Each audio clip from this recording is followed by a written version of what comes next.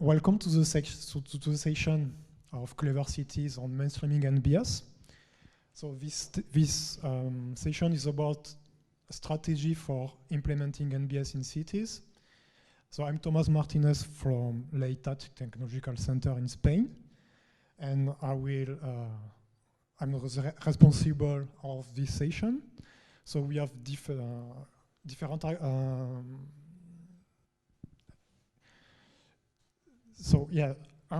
the objective of this session is to present initiative and project on NBS implementation with cross-department collaboration, to present experiences of different actors in scientific communities, but also from cities in implementing NBS, to showcase cities that have successfully mainstream NBS. So today we will have two examples with the city of Munich and the city of Prato. One objective would be to identify difficulties in cross-departmental collaboration, to present business model around NBS, and we'll try to answer the question on how to mobilize and engage with key stakeholders, and what are the strategies to promote cross-sector collaboration in order to mainstream NBS.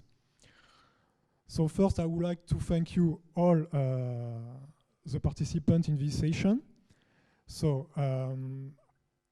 we have the city of Munich with Alice Rey. She will present the opportunities at local level in Munich. Then we will have another session that showcases cities with Paolo Guarnieri. He will present us the Prato Urban Jungle project, how they will achieve environmental and social sustainability through NBS. Then we will have Sian White. So she will present us the Young Foundation, how they enable cross-sector collaboration and participation in mainstreaming NBS. And then we should have, but he's not sure because he has a problem with, he's stuck in the train. We should have Bernd Pauling from South-Westphalia University of Applied Science. And he will present business model for NBS insight from the ProDirect project. So if it comes at time, he will present this. And I'm Tomás Martínez from Leitat Technological Center. I will present the Upsurge project. And a specific part of this project is to develop the Regenerative Urban Lighthouse. So I will start by presenting this.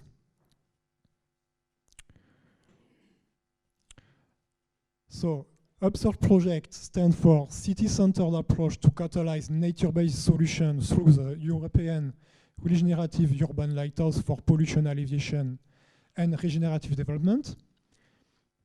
So we have different challenges. One is decreasing the impact of urban existence on climate change, mitigating air pollution and its health effect, establishing balance between nature and urban development, contributing to the green recovery and to the European Green Deal. And the project has different objectives. One is to create evidence and awareness of the NBS benefit, focusing on air quality and climate remediation. We want to create a reference environmental sensing and monitoring approach. We are also doing demonstration of fit for problem NBS in different urban environments. And one objective also is to increase citizen ownership of NBS through co-creation process. And in this presentation, I will focus on the implementation of a regenerative urban lighthouse as a network decision-making tool for a wider uptake of NBS solution. So what is this regenerative urban lighthouse? It is a consultancy service that is being developed in Horizon 2020 Upsurge project to assist NBS implementation in cities. So the objective is to assist the city in the definition of their challenges and objectives, and also to select the most appropriate NBS for each case, and also give advice and assistance on where to implement them, and also to assess the impact of the NBS, mainly on air quality and climate remediation. So the project is divided in different work packages. One is we can call the work package 2 as research. So in this one, we will assess different NBS. So for example, we are building a catalog of different NBS and try to get all the information available on their benefit on air quality and climate remediation. We are also working at the plant species level, or we are doing a study to select the most appropriate plant species to improve air quality and climate remediation. We are also building tools to select the most appropriate NBS for each city case. We are doing co-creation process, so in work package 8. We are doing also testing. So in Upsurge, we have 5 different cities. We have Belfast, Breda, Katowice, Maribor, and I forgot one. And so each of cities have a demo site in where they implement different NBS. And also in work package 3, we are building a sensing framework. So each city will install different sensor, and also will be conventional sensor, but also be monitoring in order to assess the impact of the NBS on air quality and climate remediation. So we'll have a set of measurements before the implementation of NBS and after the implementation of NBS. And so all the measurement is, we have also tools to, let's say, models to assess, so to work with the data that's coming from the sensor and to really assess the benefits of the NBS. And all the tools will be digitalized, so we are also building an application for the citizen to see in real time what is air quality around the NBS area.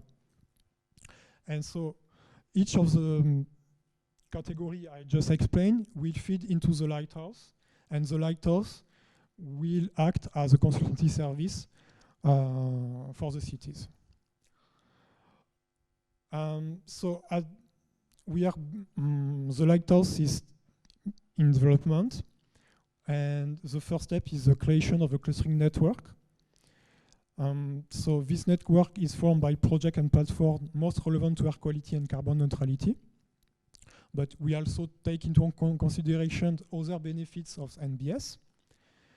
The objective is to generate synergy for current and future NBS initiatives related to air quality and climate neutrality, to facilitate NBS marketplace for investor, business, and local government, disseminate consultancy services, attract local governments and researchers.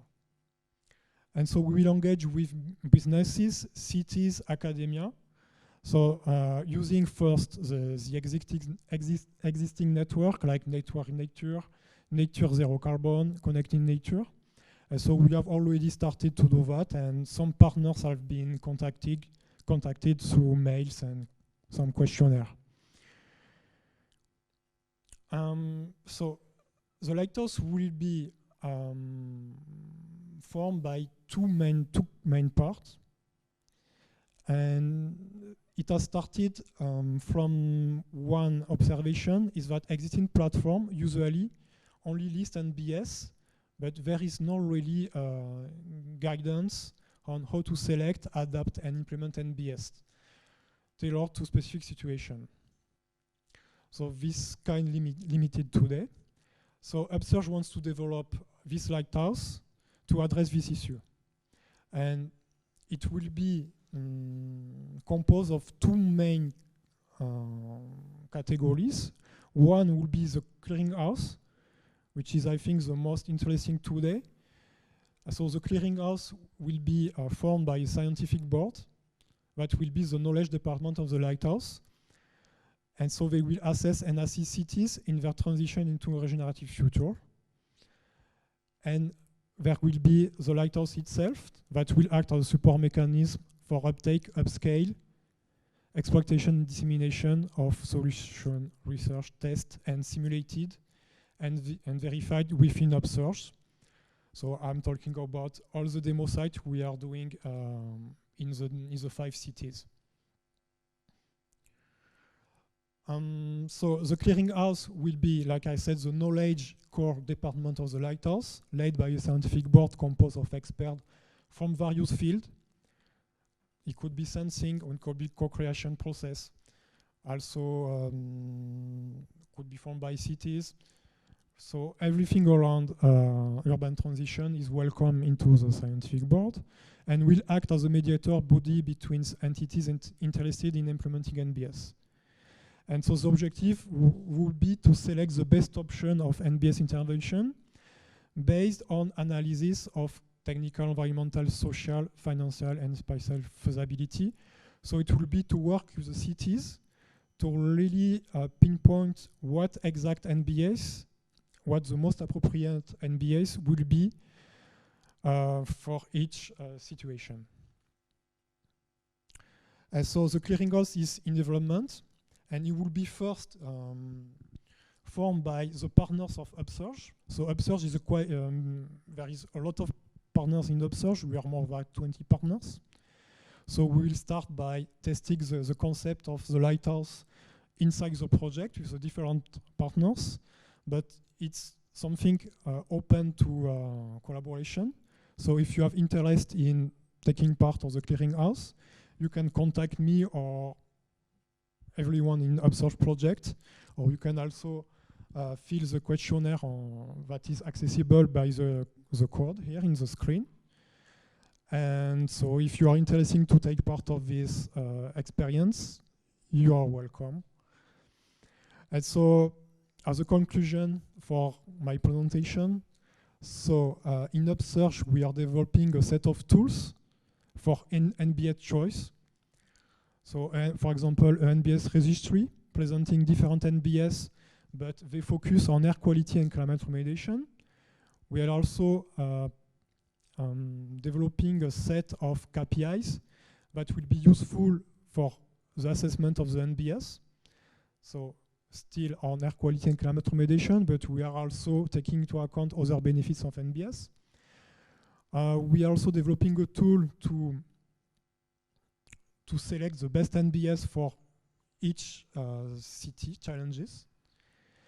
And we are building in parallel NBS demo site in 5 different cities with a complete sensing system. So it will be composed of conventional sensor, but also bee monitoring, so using pollen and bees. And the sensing system is also completed with assessment models to really assess the benefits of each NBS. And in parallel, we are developing the lighthouse as a consultancy service to assist the city in their NBS implementation. So we are creating a clustering network. We are in this step. And also we are creating the knowledge department, the clearinghouse, in which new partners are welcome. And in the future, once the lighthouse is well developed, we will start by mainstreaming what is the lighthouse to promote NBS and collaboration between cities and different actors and stakeholders. So that's all for my presentation. If you have some question, the idea today is to make some presentation and to let the assistants ask questions. So don't hesitate to ask me if you have some question or comments. Yes?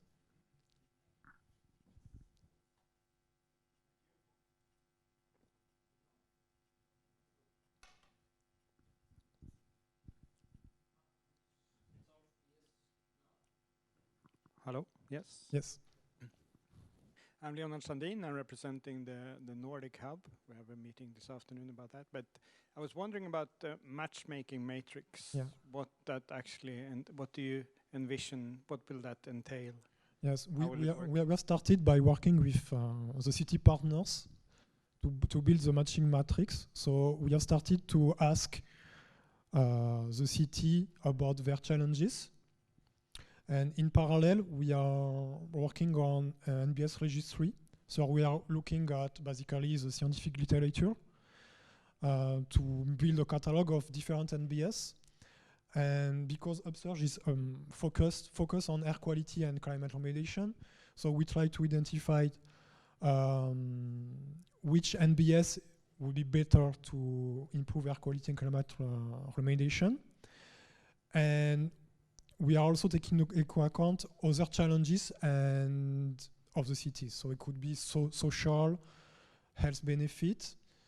And one partner is working on NBS, a mapping matrix. And the output is starting from the challenges of the cities, we select the most appropriate NBS. Or we propose different NBS. And the idea is that this tool will be incorporated, will be used by the lighthouse for the consultancy services. Hi, I'm Gillian Dick. I'm from the Urban by Nature Scottish Hub, Glasgow City Council, but I'm currently on holiday because I thought this is important. If I say coimpact.app to you, do you know what I'm talking about? Probably, yes. I hope so. Connecting Nature, which was H2020 project on nature-based solutions, had a work package on impact assessment. Mm-hmm. And Glasgow, together with the University of A Coruña, developed a co-impact.app tool, which allows you to look at the outcomes for any nature-based solution you want to do and how you would measure the KPIs. Yeah. So it was built out of the EU's nature-based solutions assessment thing. So it's more of, please look at all the projects that came before and scrape the data and scrape the tools that they have done, because there's a real risk, because nature-based solution H20 projects have been running since 2017, that there are tools and things being developed that everybody may not be aware of. And I'm really proud of CoImpact. And it's free and it's open to use. The only thing it doesn't do at the minute is do the data. But it is, when you're looking at tools, please go backwards and have a look at all the tools that have been created by everybody else, and don't reinvent the wheel, because there's some really good work out there that, because of the funding that doesn't fund the legacy, they're not as widely known as people should know about them. So build on the successes that have come before. I agree with you. Actually, we are in a crucial part of the project. So all the city are starting to do the construction work of the NBS and installing sensor. And we will enter this phase of collecting data and assessing KPIs. So it's big challenges will come, and I agree with you. We should. It would actually give you an idea of how to collect the KPIs. Yeah. It's got all the research bit behind it. So if you want to collect KPIs on air quality, it will tell you how. If you want to collect the KPIs on air quality, it will tell you how to do it, from the very, very basic of standing outside and swinging something around to collect the air, to the high tech and the research stuff about how to do it. So it gets you from square one, to use old analogies, to about square 8. And then build on that, because you'll produce something much, much better. I think we more or less did that, because when we have selecting all the KPIs, we look at other projects, and so it's not coming from, most of the KPIs we use are coming from other projects.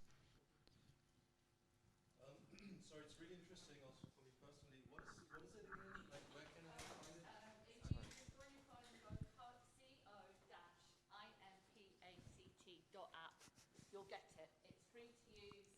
The only advice I would give you is put a project name in at the start, because if you just put Munich in 101 times and get 5 different impact assessments and you'll say Munich, you've got problems, you need to say the park or whatever. But co-impact.app.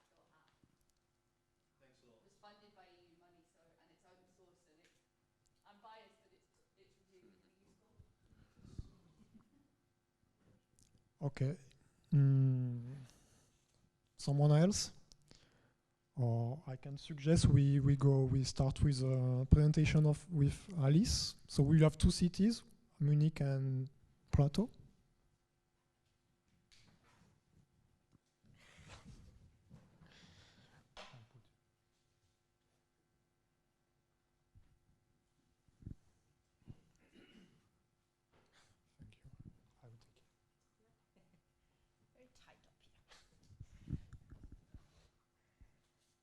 Okay, I can see my slides here and here. Yes, and now you can see them here as well. Welcome, thank you very much for attending. My name is Alice Ryle, and some of you might still know me from ICLE Europe. I've now sort of switched sides to a certain extent, and now work in the Green Space Planning Unit in the city of Munich, and need to do all of that the cities this morning shared already, sort of the implementation actually of nature-based solutions. So that's my task as of a couple of months. I was asked to sort of share how we do mainstreaming nature-based solutions, and I've got 3 examples with me, 3 projects, which I think is always a good opportunity to say, hi, I need to do this project, I have this amount of time, could you please help me? Because it's quite often not necessarily that easy if you do it sort of as an everyday planning process. So I think that's quite unique about the projects. I mainly want to focus on Just Nature, but I'll also share 2 examples which are nationally funded, Post-Corona City and Green City of the Future. I also have prospects. My colleague Francesca, raise your hand, is here, who is also part of the consortium, and has the task of supporting the cities in getting to the actual implementation of the nature-based solutions. So Just Nature essentially tries to answer 3, although pretty big questions, which are to a certain extent also similar to other projects, but Just Nature, as the name suggests, is really about sort of the justice aspect. Everyone should have the right to the so-called ecological space. That means nature, but also thermal comfort, clean air, and which then as a consequence should lead to sort of more physical and mental health, but also to promote biodiversity in ecosystems.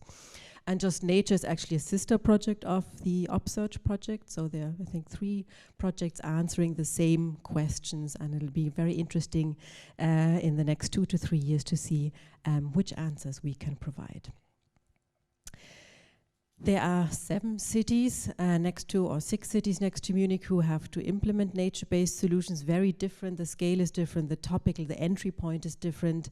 And as you can see, they're all across Europe, from the very south of Europe to Leuven being the most northern city in Belgium as well. And the size, again, is very different, from pretty small scale to Munich with 1.5 million inhabitants being the biggest city that has to make sure that nature-based solutions are in place at the end of the project. And of course, as with all other EU projects, we are supported by a cross-European set of experts from various backgrounds who will help us as cities to do the best in realizing nature-based solutions. What do we want to do? This is sort of zooming in on the inner city of Munich. We focus on the inner city. Those of you who know Munich, it's really sort of the old part of the city and a bit more around it. It hardly has any green space. I'll show you an aerial picture in a minute. So we really, through Just Nature, want to make sure that we increase the number and quality of, and that's the emphasis, consumption-free green public spaces. Because of course you can sit in a cafe in a green courtyard, but you need to have a cup of coffee. So that's not really what we are after. We are trying to really create more spaces where you can just sit and relax, play, do whatever you wish to do, and also try and open spaces which are not necessarily open yet. And here we focus on courtyards. So we essentially will try to achieve by the end of the project, building on the open space concept for the inner city, temporary mobile nature-based solutions, and we do want to highlight the play element in that, and essentially they should help us achieve long-term transformation. So by sort of planting the seed and saying, look, this is what it could look like, maybe think about making that more permanent. So here you can see the inner city, and there are a couple of trees in there. There are 1 or 2 parks. There are some, but very few, and mostly private green courtyards. But otherwise, that's sort of it. So we really want to make sure through Just Nature that we have more that we can offer. We've had a couple of workshops, and I think the workshops also helped us to sort of bring different departments within the municipality together, and also organizations from various backgrounds, sort of economic development, cultural organization, church organizations. Church is actually a big player within the city of Munich. They've got lots of real estate, but also non-profit organizations who work with kids, who look sort of at greening schoolyards, who work with senior citizens and also sort of want to try and support them. So it's really quite an interesting mix, and nature-based solutions brings us together, and we try to, through those workshops, also raise awareness. The courtyards that we're trying to implement, the worst example is that actually of the urban planning department here, as grey as it can be, with I think 17 car parking places, believe it or not. So we do want to try to green that, to provide more quality of stay and just make it a place where not just the municipal employees can come in, but also those from the neighboring offices or neighbors who live there, because there is not much around at all actually. We also want to green, although it does look a bit green, but it's essentially ivy growing up the walls, which is the starting point, of course, but we do want to green Bellevue de Monaco. It's essentially a cultural organization which on the one hand provides refugees with housing, but also offers lots of integration courses, and it has a cafe, and lots of people come together there as well. And lastly, the schoolyards in the inner city are also a dedicated pilot project. So the city has, as a city council resolution, called for the opening and the greening of schoolyards. So we do hope through Just Nature that we again can provide some examples. I kind of then thought, okay, mainstreaming, so that it's not just a project which lasts 5 years and it's done by the urban planning, urban greening planning unit within the Department of Planning, but that is something ideally from the very start we can try and use it as an opportunity to sort of work with other departments, work with other organizations to showcase the benefits of nature-based solutions. This is sort of a first mapping that we've done to see, okay, how can we as Just Nature go to, for example, the Department of Climate and Environmental Protection and say, hey, we've got Just Nature, we have to and want to implement nature-based solutions. How can we benefit your objectives? So the city of Munich has climate neutrality 2035 a sort of big goal, and 2030 for the city administration. It has a huge, I think, 80 measures for climate adaptation, where the greening of the facades of municipal buildings is one of the measures. So here we come in through Just Nature and say the urban planning department's green courtyard needs to be greened, and this could be one example. The biodiversity strategy is also just sort of got going, I think, 1 or 2 years ago, but there's also a funding program mainly for private courtyards. But how can we sort of help the team who does the biodiversity strategy in saying we could showcase how biodiverse nature-based solutions could look like through Just Nature? And then there are many other departments as well. The Department of Education and Sports, I mentioned that. So there's a city, I highlighted the city council resolution, so there are quite a few actually, which would be a sort of ideal stepping stone for us through Just Nature to sort of really showcase on the ground action. Because as was mentioned beforehand, pace is quite a big thing in cities. It does take a very long time to get things done and actually on the ground implemented. So I think that's something, and I've sort of been screening the city council questions. So the city council can ask the departments questions to get more information. And over the last, I think, 4 weeks alone, there were at least 5 questions related to how can we better green schoolyards. So that's kind of the ideal vehicle for us to say, we can show you how and sort of contribute to that, while you then in the long run will, of course, need to do a probably 10-year effort to screen the schoolyards all across the city. Interestingly, also the Department of Labor and Economic Development, there's a huge startup scene in Munich. It mainly focuses on AI and technology. But there's a system where you can look into, and I searched it, nature-based solutions, and there are a couple of companies who actually do that, who use that term as well. So again, that's sort of a way of saying, okay, let's meet and see how we can, through Just Nature, promote the business aspect of nature-based solutions as well. I could go into each of these points, which I had here for a bit longer, but in view of time, I can't do that right now. But you see there are many sort of opportunities, mostly also political goals, with a certain time frame where European projects, and in this case Just Nature, we will really try and sort of see how we can bring this together, and through that directly or indirectly help mainstream nature-based solutions show sort of the benefit of them also to other departments. Because the city of Munich, that's maybe something you should know, is the biggest municipal government within Germany. You think, okay, Hamburg, Berlin should be bigger, but they're not, because they're federal state government, so most of the planning authority in Berlin and Hamburg is actually at district level. But in Munich it's centralized.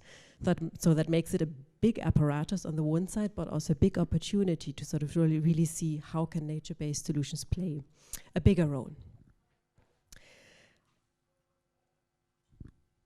This is another now German-funded project which kind of takes a different entry level. It really tries to see how through adaptation, and I said the city of Munich has a big climate adaptation strategy, how adaptation and sort of nature-based design can play a bigger role within actually everyday planning processes and planning instruments as well.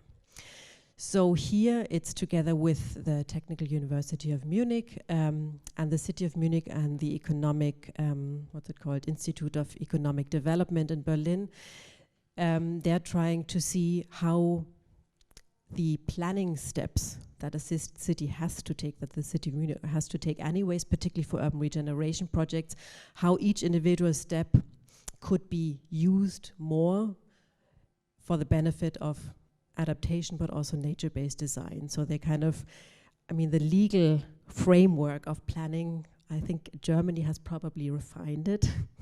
The number of paragraphs is quite incredible, but to sort of see how to use those legal steps that you have to take anyways and make them better for climate change adaptation, but also to bring more nature into the cities. And they're also developing, this project is ending at the end of the year, really guidance on how to, it'll probably be of course more German city specific, but how to really improve the different planning steps and instruments, but also sort of competition processes that landscape offices apply for to make sure that green does play a big role. One more project, here are the Parkmeilen, they're called. There are 5 of them in Munich. They're essentially green corridors. I wouldn't translate them as park corridors because it's more than that. They do also do agriculture, as you can see, and that's one of them. So they kind of come into the city here. You can see it on the right side. They come into the city a bit like a spider's web from outside and connect the city center, really, the really built up city with the more regional green belt around the city. And here, mainstreaming nature-based solutions comes more through the placemaking. So it's about, there's a master plan for these 5 corridors, but how can the value of them as a nature-based solutions, be it for ventilation, for sort of really all the climatic indicators, but also for sort of bringing the neighborhoods together, how can it be used more? And here the project really tried to activate the neighborhoods to see the value of the spaces, make sure also that it goes all the way up to the political level and the administrative decision makers, and then through the activation and sort of having it in your mind, there are these park corridors, to make them more prominent and in the end sort of really integrate them into formal planning processes, into the planning law, because master plans, as most of you probably know, is sort of an informal instrument, but they, to really be safeguarded and protected and strengthened, they need to be part of the formal planning law. So here there were a number of, again, co-creative measures used, self-organized events, topical events, sort of guides through the various corridors, and also different scenarios developed. So how could these corridors be developed? I also have, and I think I'll end at that, but you can sort of see that these 3 projects in a very different way, of a different time span, different spatial context, using different planning processes or instruments, also manage to help, provide their share to mainstreaming nature-based solutions. And I think that's really the unique value of these projects, that we can sort of, drop by drop, as Simona said earlier, and sort of bit by bit make sure that nature-based solutions come into everyday thinking, but also planning instruments. as well. And I'll stop at that. Thank you.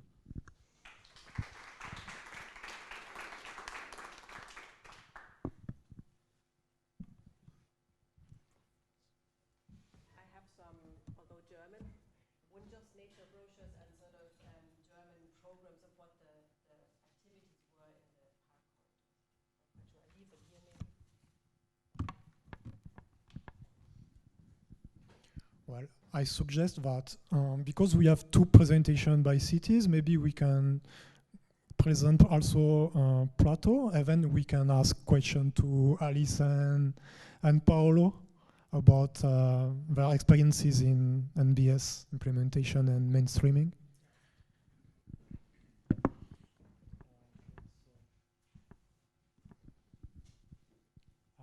This one, no?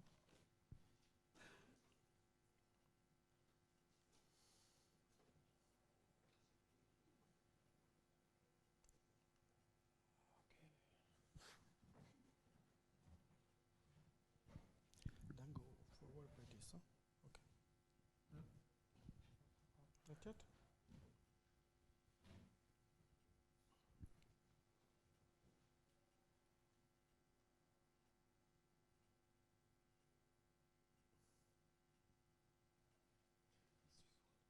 Yeah, the light one, yes.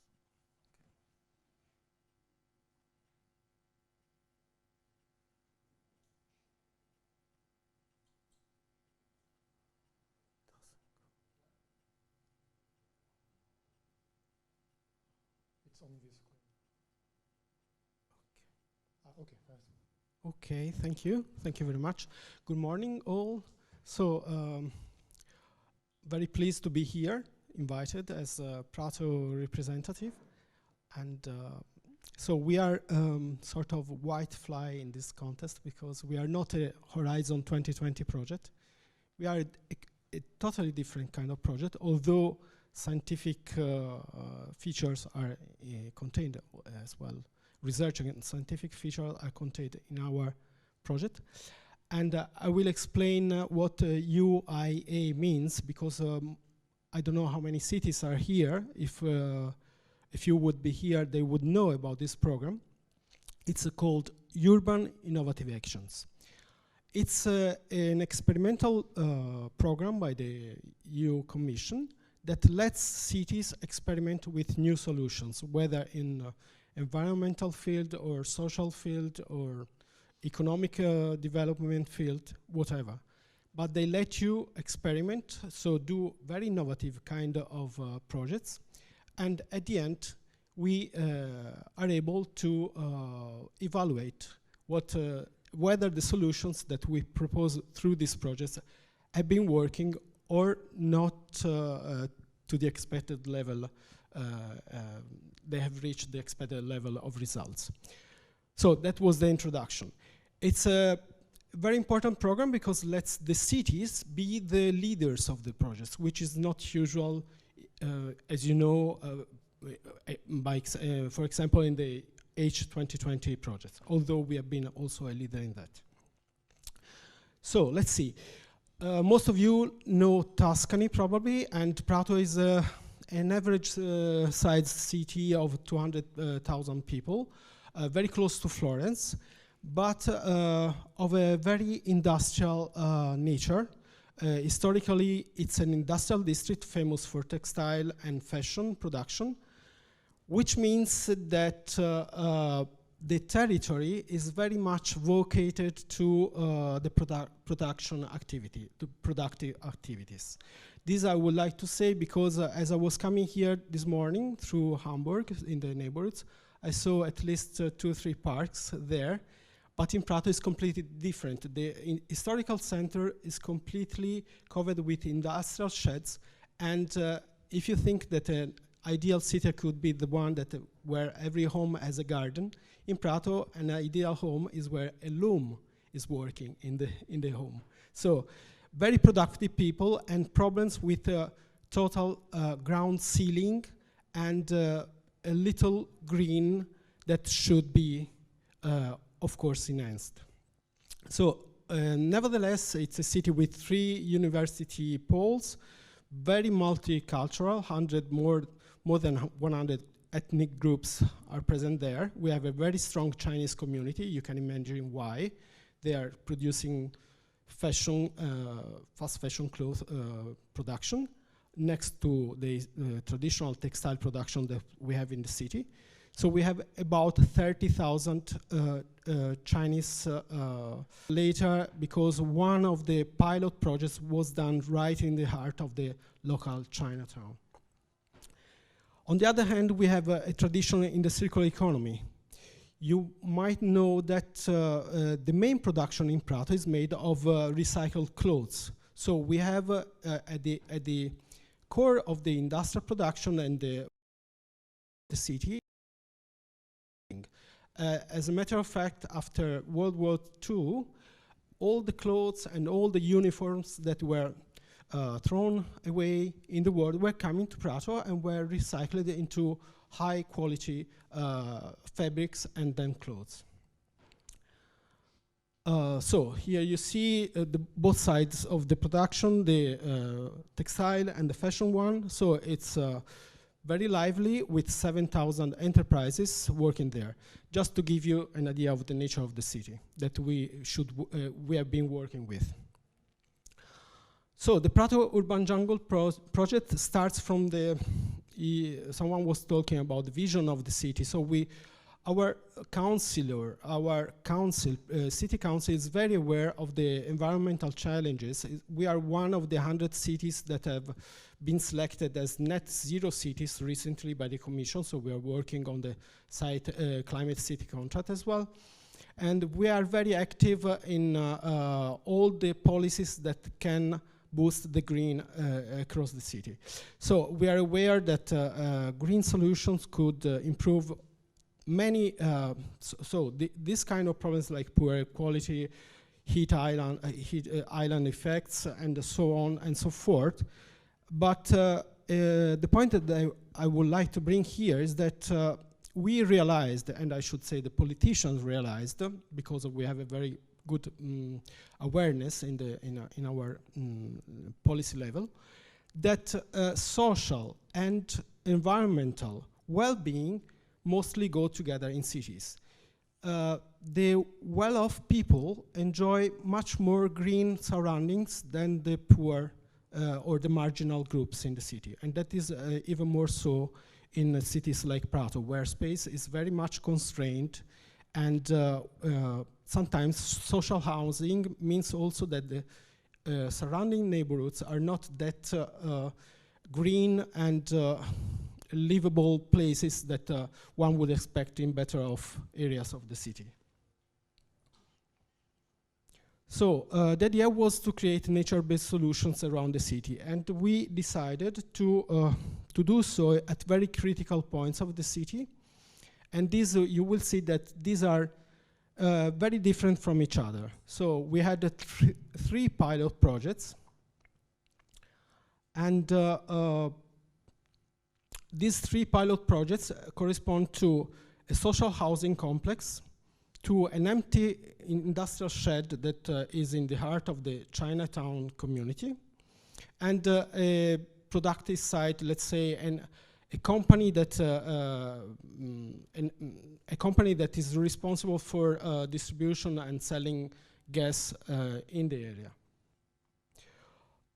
Before we go into the pilot projects, just the concept of the project, what are urban jungles? So Prato Urban Jungle probably is a new term, at least at the time when we introduced it, because urban jungles were actually, they started now, it is about 4 years ago, as a concept that would bring green not only on the ground, but on vertical surfaces and on the roofs of the buildings.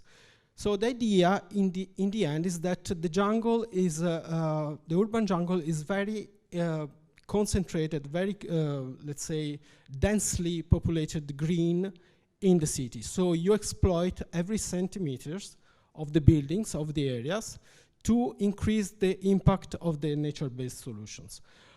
An example of this you can see also in a very famous building which is not in Prato, was there before the Prato Urban Jungle project started, is in Milan. It's called Vertical Wood, Vertical Forest. It's a building that is there and was designed by one of the partners of our project, that is the architect studio Boeri. Okay. I don't know if the Milan people, my people from Milan are here, but so we were talking about this. So, as I said, the urban jungles spread the green wherever it's possible, to the most intense level, both on roofs, wall, and ground.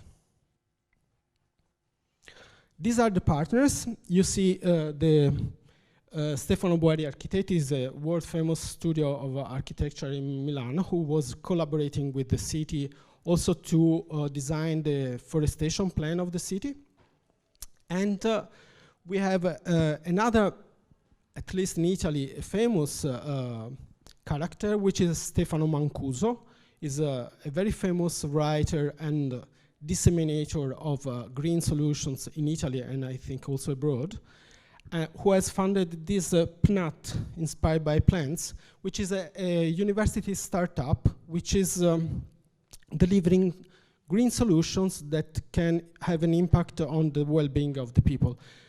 Particularly, they have created what is called air fabric, which means air plant, where the plants are delivering better quality air through forced air ducts, pipelines, which are powered by, of course, sustainable energy. So the quality of the air is increased even more than normal green would do.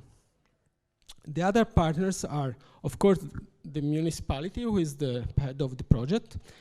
Then we had Estra, is the company I told you, who was collaborating to, let's say, offer their building to be totally covered by green, and we'll see the details of the project in a few seconds. Then Legambiente, which means environmental NGO, that was working a lot with schools and citizens to create awareness and create also workshops with this very important part of the population in the city. And then we had the National Research Council, which brings in the scientific and research part, particularly as regards to the monitoring and the pre-evaluation of the effects of the nature-based solutions, also the monitoring network that we will see in a few seconds, and also the modeling of the effects and the impact, at least from the environmental side, of the nature-based solutions. Then there are two startups, or let's say no more startups, but firms, full-grown firms by now, that are very key to the project, because Freedom is offering the possibility to anyone to plant trees around the world and follow them at a distance. So you can fund the planting of trees, for example, in Africa, and they will let you know where that is happening, with whom is happening, how it's going, and where your funds end up.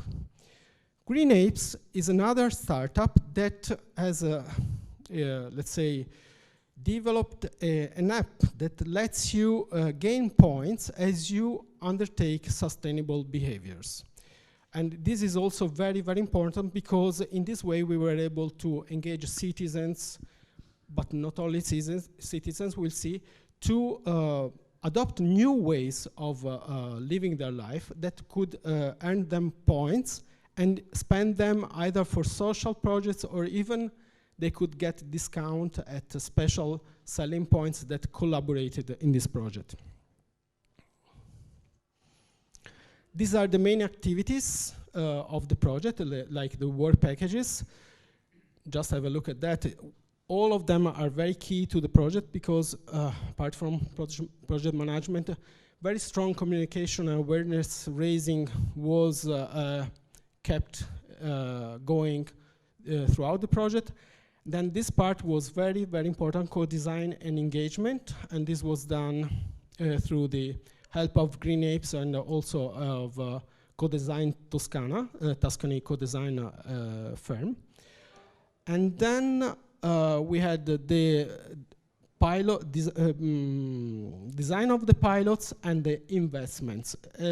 About investments, I would like to say that out of almost 5 million euros, 1 million euros was devoted to create the infrastructures. This is very important because these are costly interventions, and one of the main problems which delayed also the implementation of the nature-based solutions is that through a number of crises linked to COVID and to the war and everything, and we fell right in the middle of the COVID because we started at the end of 2019. So you can imagine how difficult it was to meet the people, co-design the things, do the workshops and all of those things.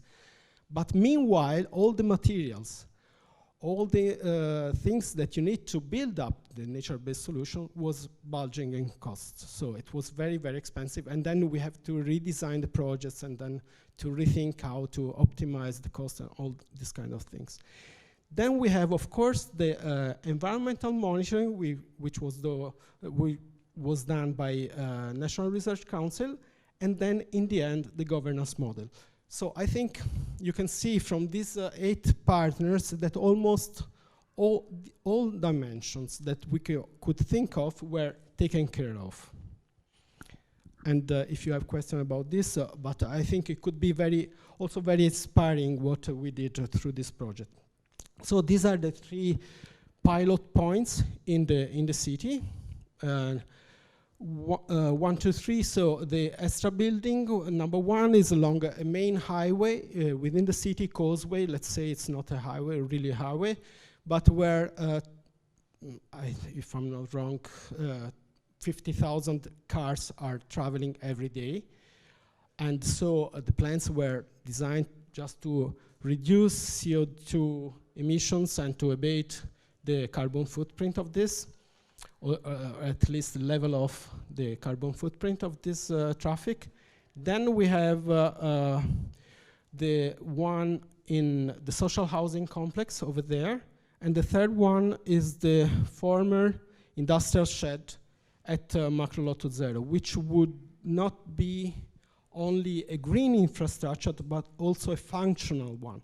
We wanted to create a market which is both green outside and inside, that works for 0 kilometer production people that could bring and sell their products there.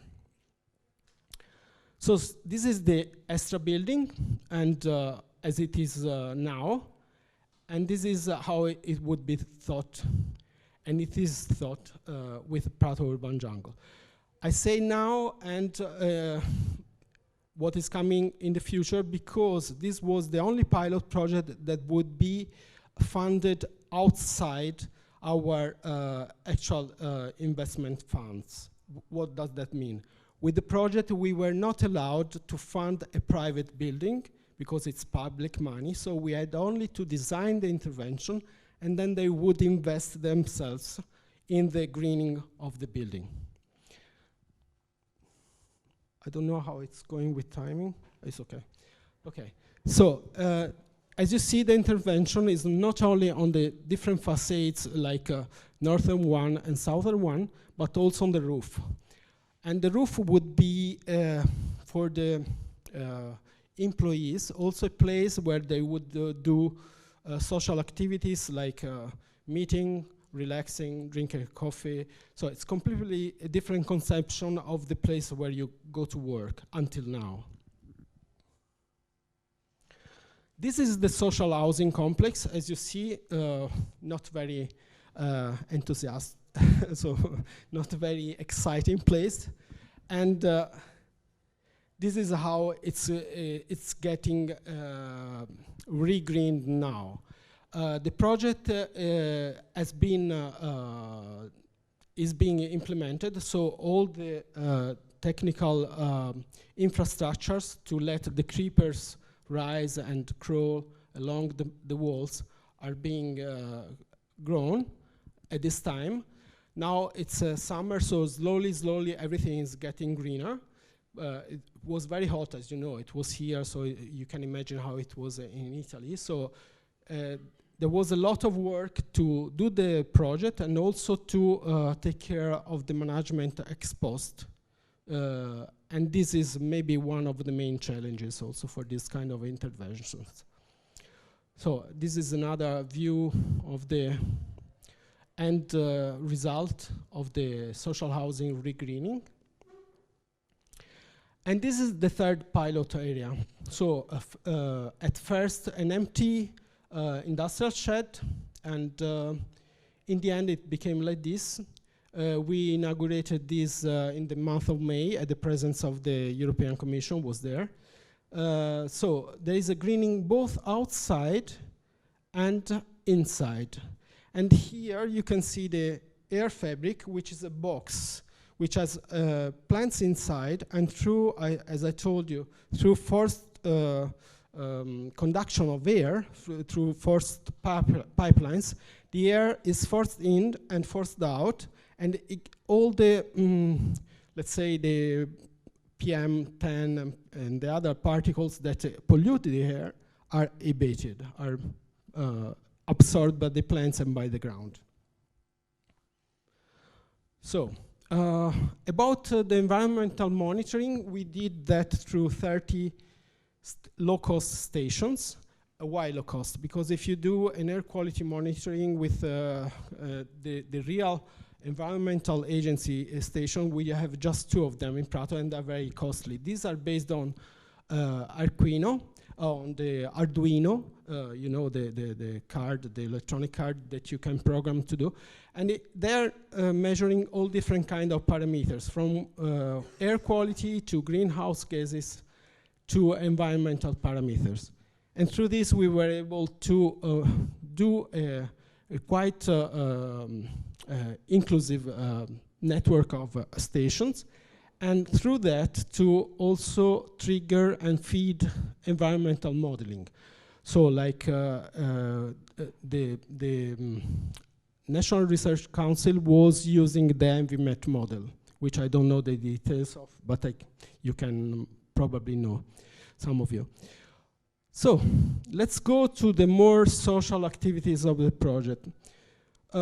This is an activity that is very, very key to the entire project, because we were doing jungleathons. You can imagine that jungleathon is the urban jungle version of the hackathons. And we were doing this differently for the 3 pilot areas, because the 3 pilot areas involved different kind of, how do you say, constituencies, you could call them. So different kind of the target groups. In the case of the social housing, we had 100 families, 220 residents that were involved in the jungleathons, and I will go into the details in a second.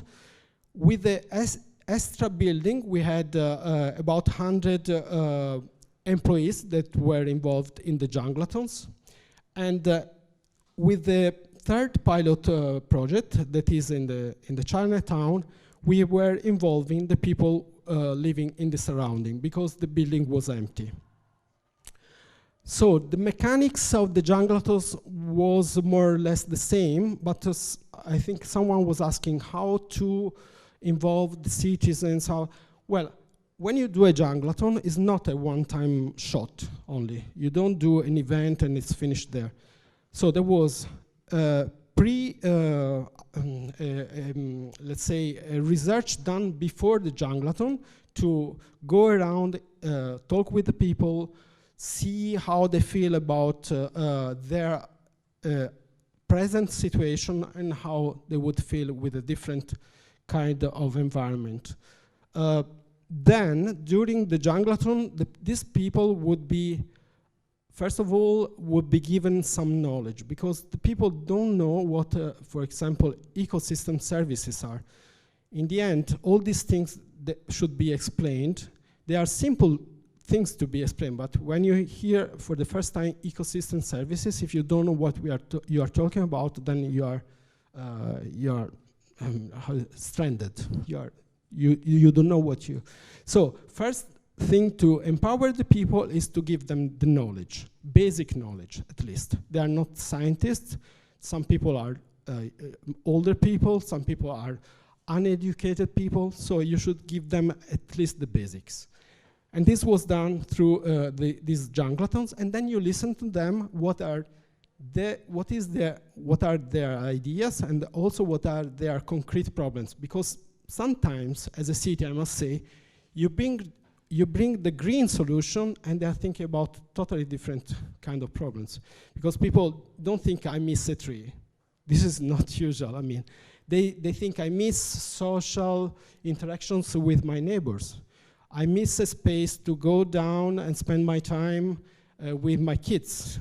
I miss some relaxing time in my life. But they hardly think about re-greening the environment, which will bring all these things together. So there, some education was needed. And a lot of listening. Okay, so these jungletons were very, very important to influence the design activities of the project. So the partners in charge of the jungletons would bring the inputs to the designers.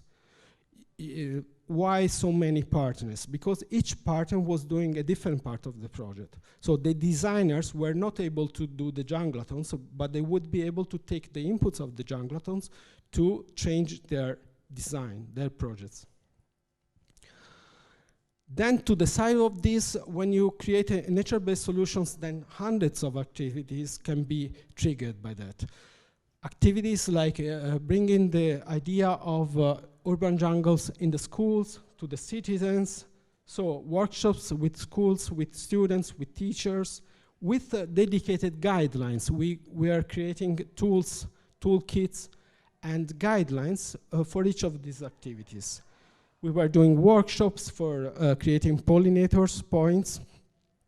We were creating also, we were delivering the Create Your Own Jungle course, which is fantastic, which was fantastic, I think, because normal people don't know how to deal with plants. Many people, I mean, myself, I don't know how to create the ground for a plant.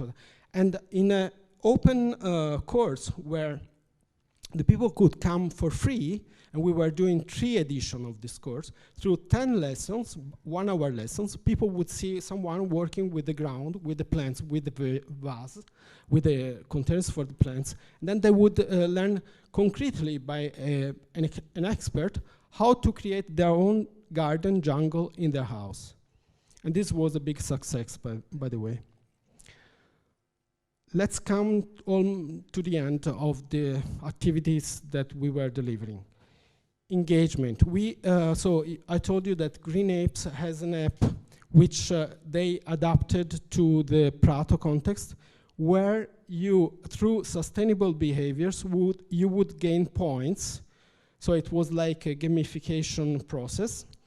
And through those points, you would get rewards.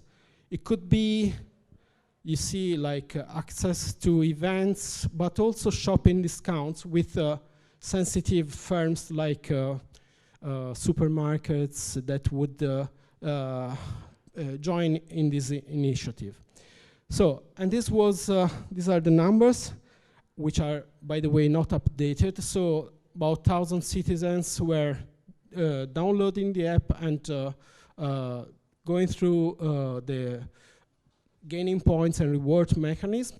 And you see, this is going on. If you want, you go for Green Apes, you download from Google Play or whatever, and then you will see how it works with the different screenshots where you can choose what to do, what to support, what to, maybe what is your interest for the reward. And then another thing, in the end, the Prato Urban Jungle, this is the very end, so don't worry. Okay, about the governance. The Prato Urban Jungle project grew up into Prato Forest City initiative.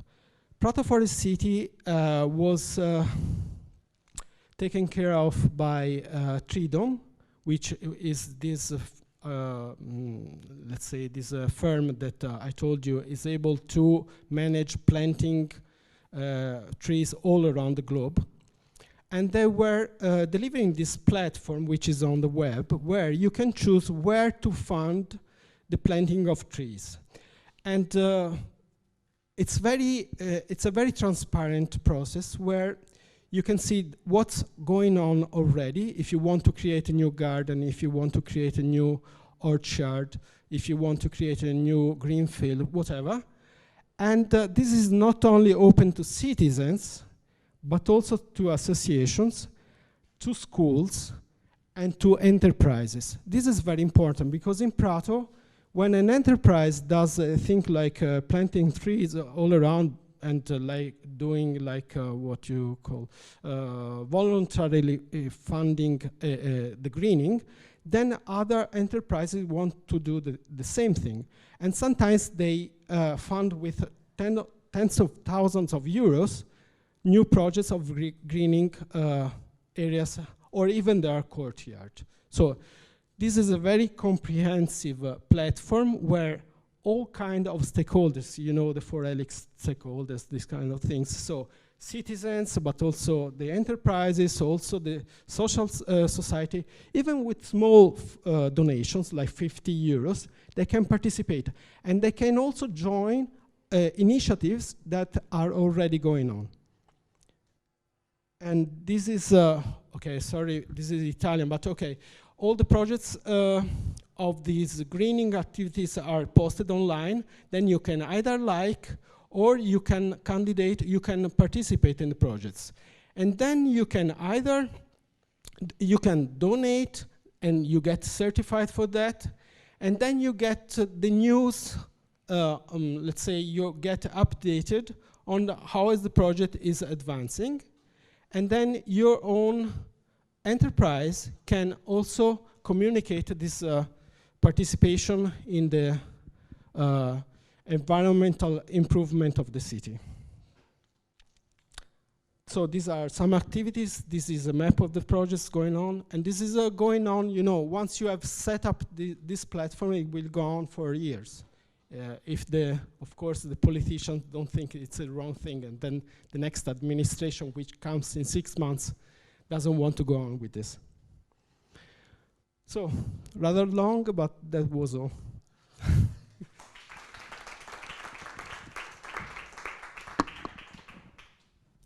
Thank you. That's really impressive what you have done. I would like if someone has a question in the assistance, yes? I have also one. You want to do first? No. Okay. Oh, thank you very much. It was very impressive. It's really nice to know this project. I was just wondering if you have considered to explore alternative types of water for maintaining the plants in the pilots, like grey water, or I don't know if it rains a lot there, but maybe rainwater as well. Yes, of course. The point is right, and we should do this of the grey waters with a separate projects. We are thinking about this. You know, there are technical problems with that, and I should also say that Prato has probably one of the biggest recycling plants for industrial wastewater. So if you go there, there are some legislative problems there, so we are not allowed to use it for, but we purify the water that is wasted by the industry, and then we can only, I'm not sure we can water the green, but we are allowed only to return the water in the natural cycle. Next to that, when you green a roof, then there is a big attention, like at the extra building, to use all the water that you get there, because you are also de-sealing the roof, and then you can really exploit the water much better. Thank you. Just one question for the cities, for Prato and Munich. So you try to involve citizens. And my question is, what is the feedback of the citizen? And also, when you do this kind of activities, you will reach a small part of the population, because probably the person that are already worried or are really active in this kind of things, but there is also one big part of the population which is just passive. They don't really know what is going on. And my question would be if you have had feedback from the population in general in this kind of activities, and maybe how you could mainstream. Thank you. Very difficult question to answer.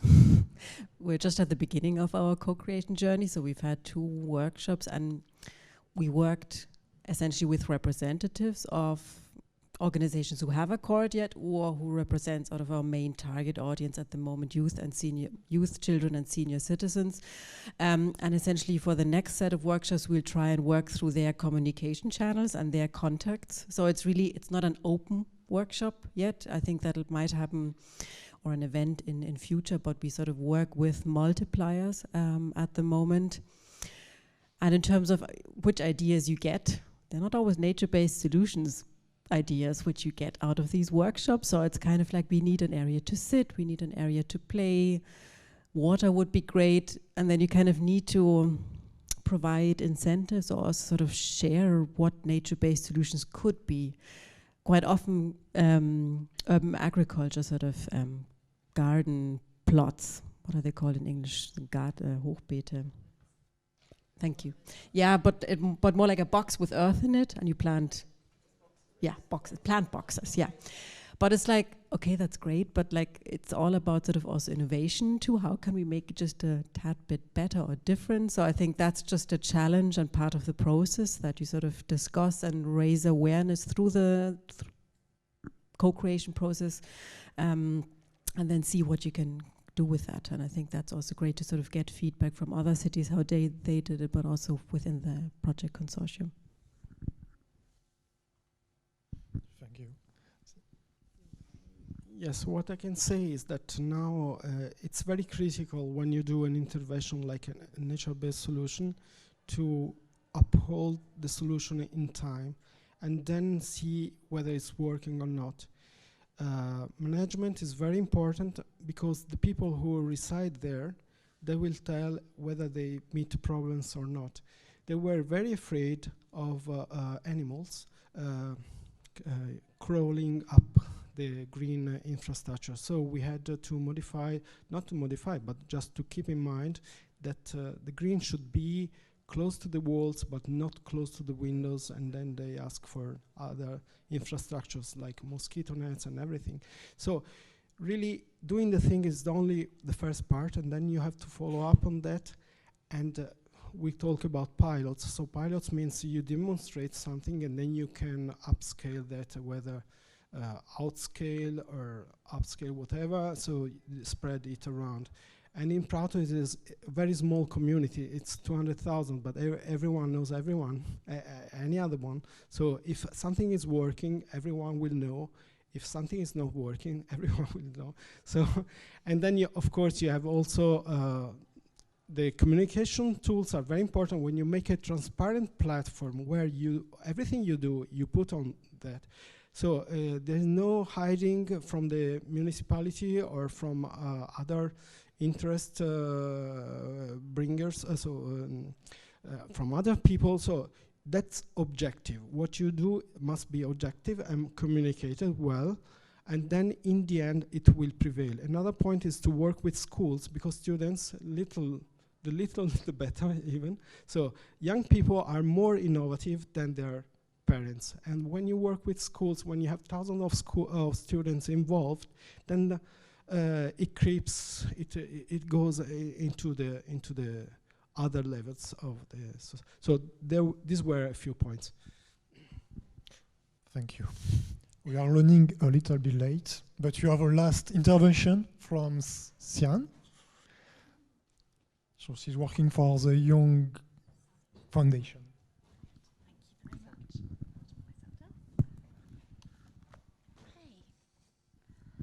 Thank you.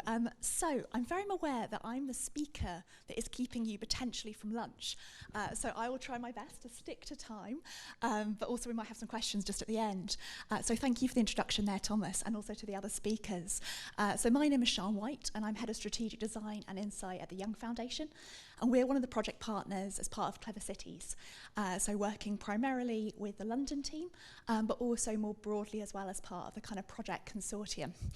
And so I'm here to talk a little bit about some of that kind of learning from Clever Cities, but also to speak a little bit more broadly about this kind of theme around cross-sector collaboration. To say a little bit about the Young Foundation, so we are a UK-based non-profit. We're 70 years this year, and a lot of our work is about thinking about community research and social innovation. And in particular, we've got a real interest in how can you think about ways to create positive change around collective action. And how do we get businesses, government, policymakers, civil society, and communities working together to create that change? And that kind of idea about collaboration is what I wanted to kind of reflect on today. Or to use a different word, how do we get people to participate? And if we're really going to mainstream NBS, how we get different actors across different organisations to participate, to want to participate, to keep participating, is really crucial, particularly in how we think about how that they can keep participating with each other as well.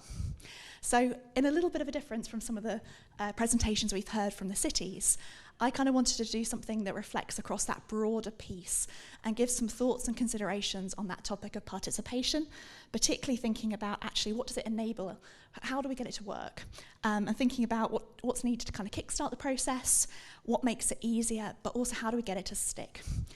So I'll cover some kind of broad thoughts thinking about those kind of areas.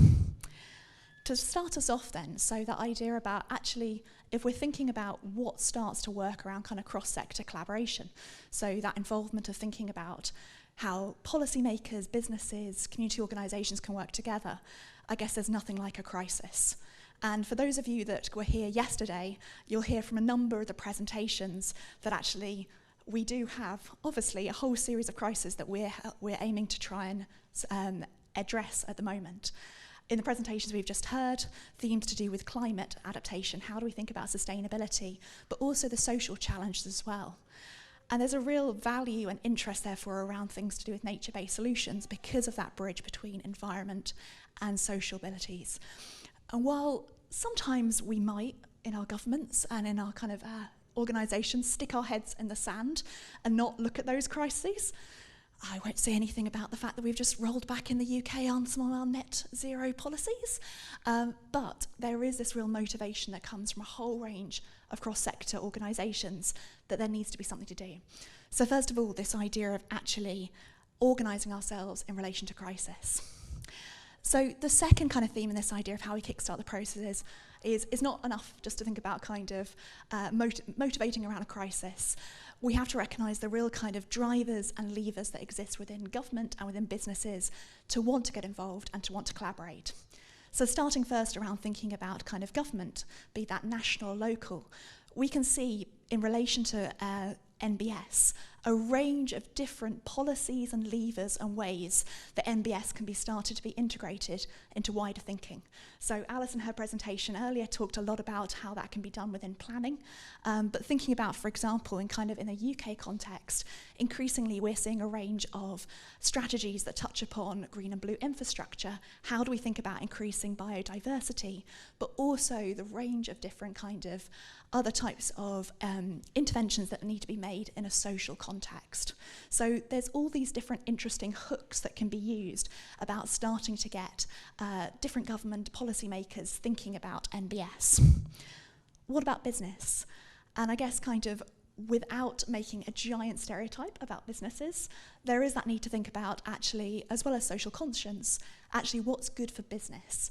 And again, there are a range of interesting drivers and levers that can be used to start to get individual businesses interested, as well as the kind of wider business sector, in looking at these types of mainstreaming of solutions. So yes, there are specific businesses that look at this topic, but more broadly, there are opportunities around corporate social responsibility.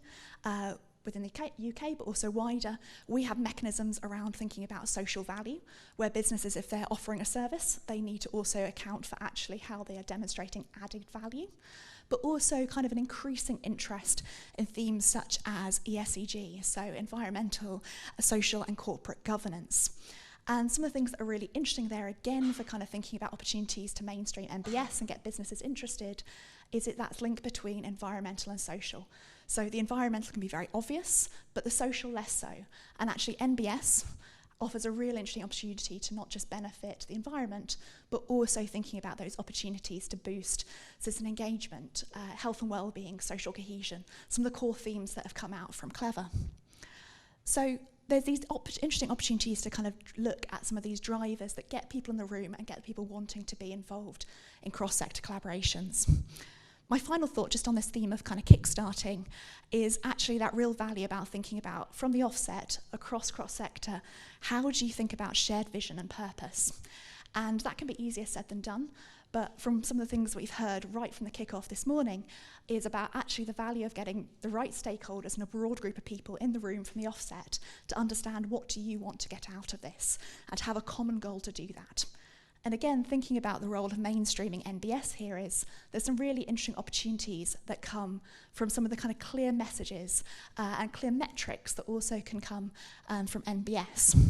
So for example, thinking about where the opportunity to focus in on biodiversity net gain as a kind of single metric that can galvanise people around an opportunity to think about where they might innovate or where they might collaborate is a really interesting opportunity when it comes to NBS.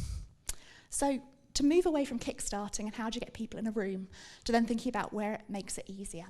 And I'm conscious that across the course of these 2 days, you're going to get a range of different sessions that are going to go into some of these themes in more depth, but to touch on a couple of them. So first of all, obviously there's a need to get money. Ooh.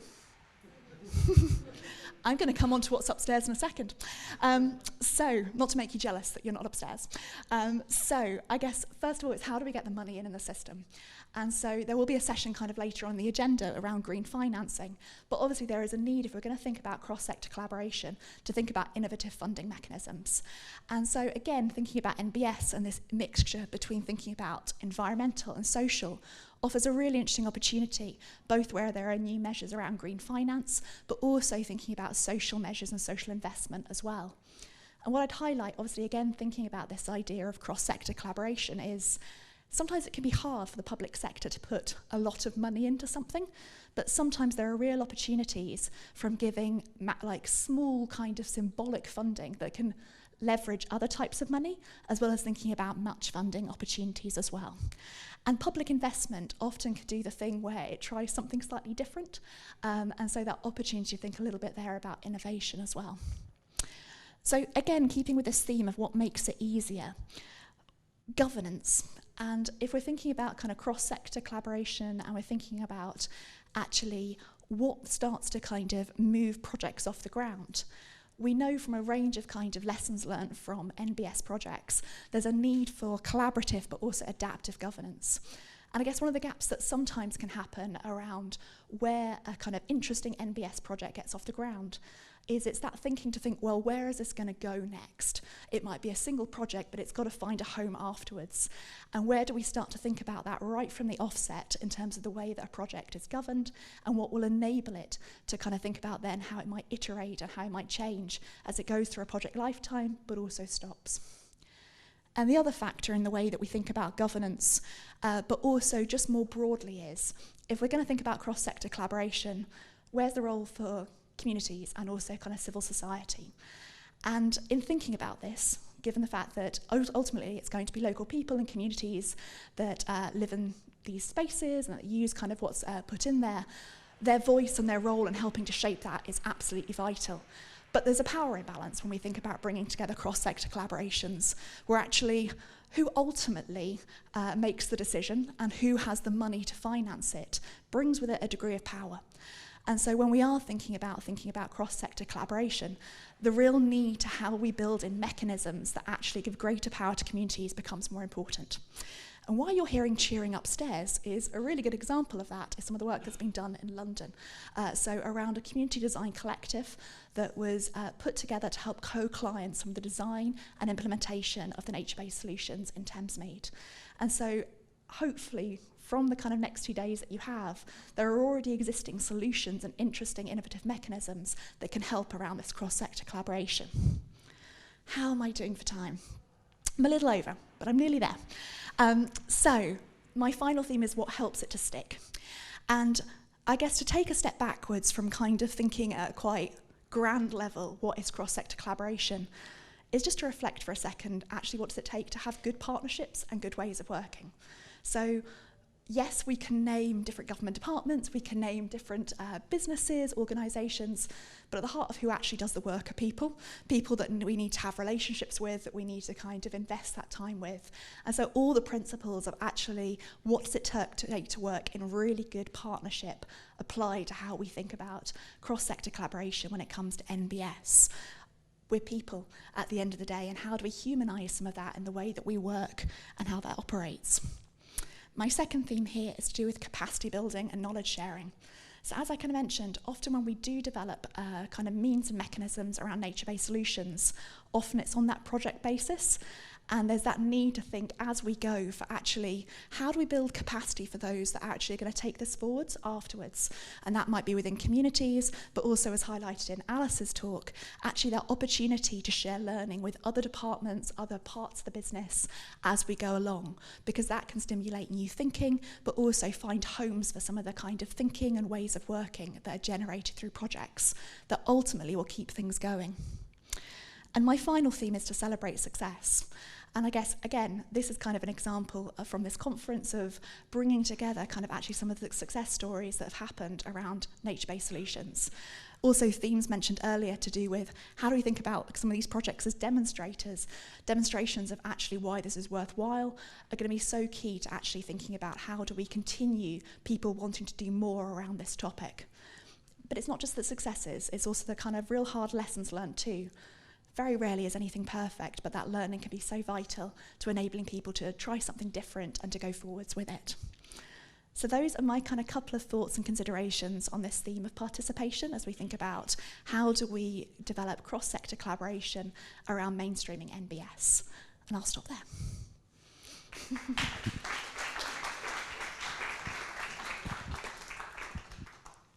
Thank you. Someone has a question? No? Yes?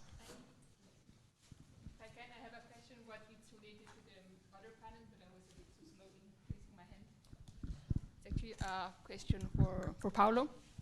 I'm Francesca and I'm working with Alice on Just Nature, and I actually wrote my thesis on the Prato Urban Jungle because I'm from Florence, so it's really nice to see the project represented today. And I also was present at the Junglathon, so I also witnessed the challenges that you had in carrying out the workshops during a pandemic. And a question I have is related to the pilot area of the Macrolotto Zero, because of course it's in the middle of the Chinatown, if you can say so. And I also saw that the Chinese community was very absent, especially during the workshops. So I was thinking, isn't there the risk that then the solution that is being developed doesn't really answer the needs, or I don't know how your thoughts are about this? Thank you very much. So, as you see, nature-based solutions are intertwined with other kind of problems. And when you work with, let's say, it's a community of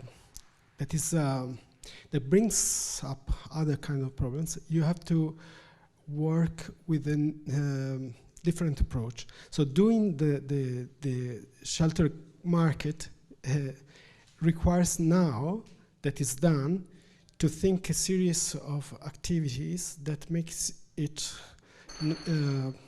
functional to the neighborhood. you can imagine, this is a market that is done for biological productions, short distance productions, and it is in front of a big commercial market just across the road. So people go there and they have to decide whether I go to this market or to the biological one. So, and it's all surrounded by the Chinese community. If you go to Chinatown, and you come into a shop or with any economic activity, it's more likely that you should speak Chinese than Italian there. So you can imagine the difficulty. And the approach of the junglatons was to go around and try to involve them. So I saw the numbers. Very, very few Chinese answered, and at the end got involved. So it's a whole work that you have to do there, because you know, the alternative is to do nothing, and we are quite aware that this is a part which is only productive. There is no green there, and the community is very much closed to the. So these are things. Someone said that these processes take a lot of time. If there is a will, political will, it will go on.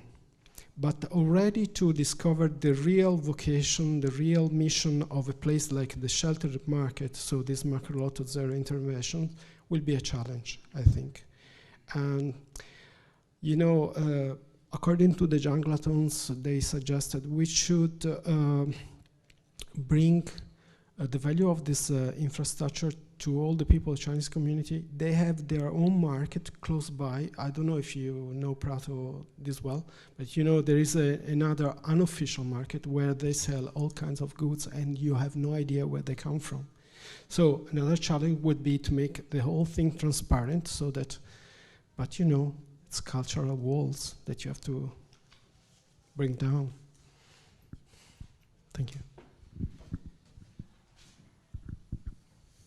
Okay, yes. Thank you. Alessandra from Torino, Italy. A question to the city of Munich, because we were talking about involving citizens, but I'm asking about involving department, because you show a very interesting slide with involving different departments of the city. And to me, as I work since more than 20 years, involving citizens, it's the much easier part. The most difficult is involving colleagues from different departments. So that decision was made by up to down. I mean, it was the major that say everybody has to work on this kind of matters, or which way you use? Because in our city, mostly of the department, they keep saying, we always did like this. So it's so different to show them there is a different way of working in the city, different technologies to use. NBS for them is something that they could never imagine they could work with. And I must clarify that this is not how we work. This is a mapping that I did of how I think we should work. And that's why I thought Sean's point about partnership building is so valuable. It takes an immense amount of time to go to different colleagues from different departments and say, look, this is what we're doing. Would it make sense for you? How can we support you? Like, we've had like 3 hours discussions multiple times with the Department for Education and Sports, who are tasked with a city council resolution of saying you need to open the schoolyards and you need to green them. No one talks about the schools are like, oh God, opening the schoolyards. Who knows who comes into the schoolyards, no? And how exactly do we do the greening? The Department of Sports and Education, they are not experts on greening, but they have to do it. So it's like really like you need to think about who do I need to talk to from other departments, and then sort of hope that we all see the bigger picture of it. But this partnership building and network within the municipality across department is vital, I think.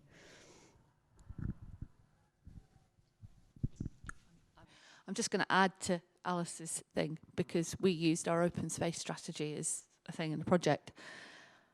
You sometimes need the national government or the regional government to tell the municipalities you need to speak. So for instance, in Scotland, the Scottish government have just embedded placemaking in the National Education Improvement Plan.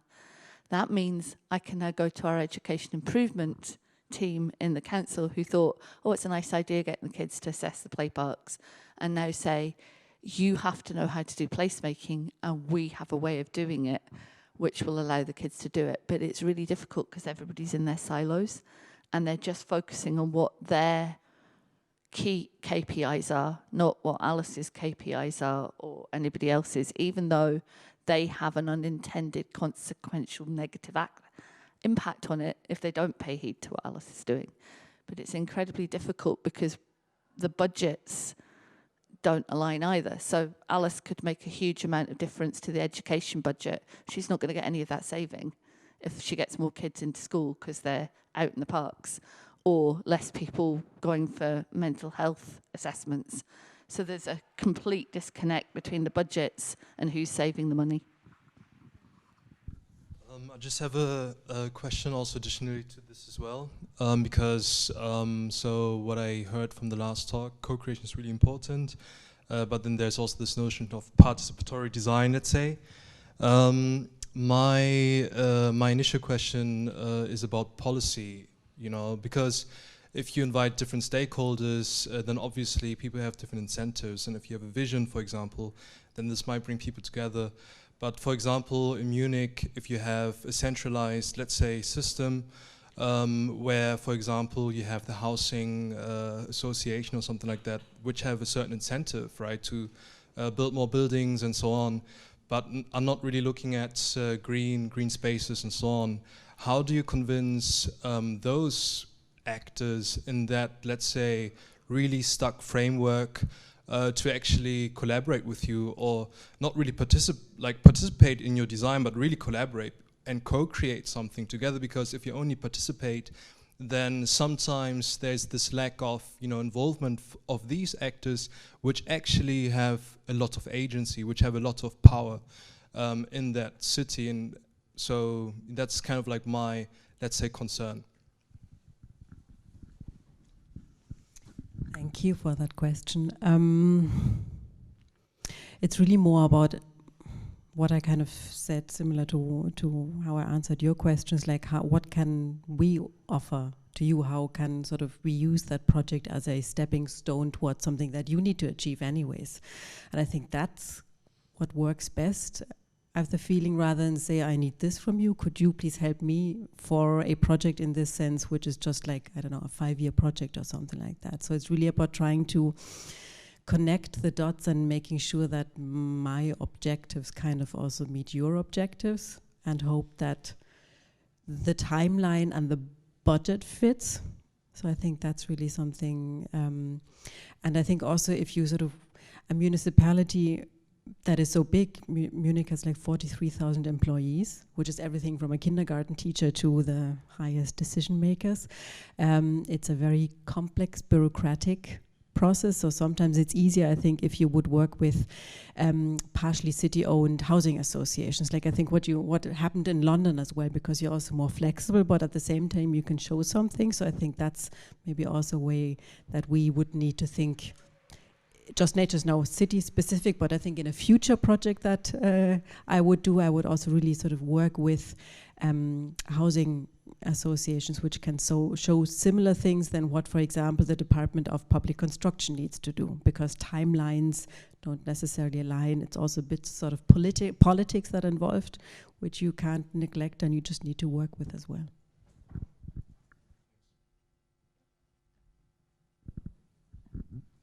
Okay, thank you. Yeah, I think it's time to close the session. So I would like to give a big thanks to the speakers, because you really made it easy for me to organize the session. And also thanks to ICLEI for the organization. And I hope you have learned something in this session. So thank you, everyone. And thank you for your participation.